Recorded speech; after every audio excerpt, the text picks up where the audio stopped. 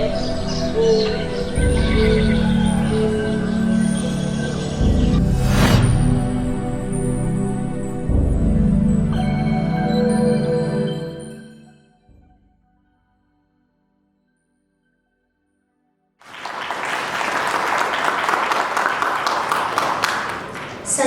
Shalom, Sat Sri Akal, and Namaste. And hello. It's really wonderful to be among you. Ramadan Mubarak to all of you. People often say to us in Hindus for Human Rights that they like our name, Hindus for Human Rights. Well, I like your name, Muslims for Peace. I think it's a beautiful name, and I'm honored to be here with Muslims for Peace. I've done a lot of work in my life with Muslim brothers and sisters, and I've learned so much from them. Most of that work is with Afghan brothers and sisters. And 20 years ago, 15 years ago, before I started this journey is about living and being the best version of my faith, of the Hindu faith. I would often go to human rights activists in Afghanistan and ask them, why are you doing this work? Why are you going to a job where you don't know if you'll come home at night? Why are you working for women's rights in Afghanistan in a war zone? And every single time, the words might be different, but every single time, the sentiment that was shared with me in response is, it is my duty as a Muslim. It is my religious duty, my obligation. This is what people, my Afghan brothers and sisters would tell me. Now, during those same 2-3 decades of my adult life, my community, the Hindu community, whether it's in India or England where I grew up, or here where I'm still growing up, this Hindutva ideology, Hindu nationalism, this ideology which is divisive, which is nationalistic, which wants to define itself with nationhood. That ideology has been growing in strength, in power. It has been choking the community. It has been minimizing the space where we can come together as one. That space where I thrive has been shrinking.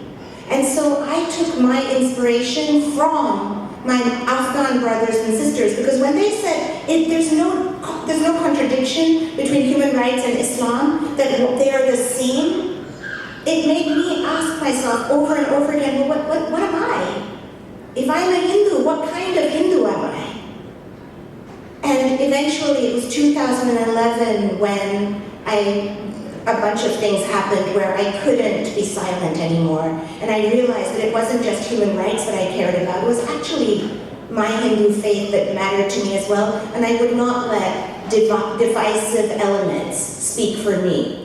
I had to fight for my faith tradition and human rights in the world, and that's the path I'm on, and that's the path that leads me here. Because yes, I am home in the Hindu community when they have me, but where I'm really home is in this tribe of people that come together across difference and refuse to be divided. Because it's not just India, it's America, and it's so many countries around the world where the divisive powers, the nationalistic powers, the racist powers, they're growing and they want us to be in silos. And we have to cling to each other and not let them divide us. That is the resistance to fascism. Radical inclusion. So thank you for including me.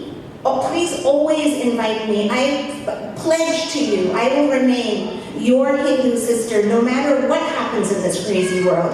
When I was outside Howdy Modi with a sign that said, "Real Hindus don't lynch," and I saw 52,000 people flow into that stadium where Modi and Trump hugged each other. And I don't care if I'm one person outside that stadium, I will be that one person, but I will be with you.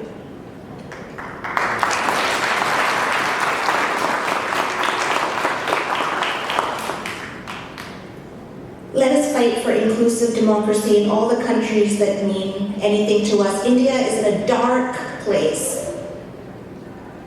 My heart goes out to my Sikh brothers and sisters. The state of Punjab with this, apparently the Indian government is chasing one fugitive, and so they shut down the internet in an entire state. And the opposition leader has been sentenced to 2 years in jail, so that disqualifies him from being in parliament and running in any election. This is what's happening in India, and my Hindu community is asleep. And so we're doing what we can, and we will keep doing what we can to fight and raise awareness. But in the meanwhile, those of us who are awake must speak up loudly and for each other. Because today it's Punjab, tomorrow it'll be another state, tomorrow it'll be another country. We need to stand up when it's not about us. Because we might think it's not about us, but it's always about us, because we're in this together.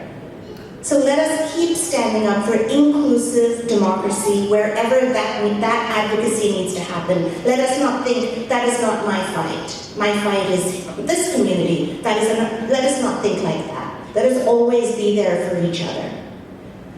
I'll end, because I could keep talking, I'll end with a small prayer. This is a line from a bhajan that was one of Gandhiji's favorite bhajans. Ishwar Allah, Tero naam, sabko sanmati de Bhagwan. Ishwar and Allah are the names of God. May that God allow us all to thrive. Namaste.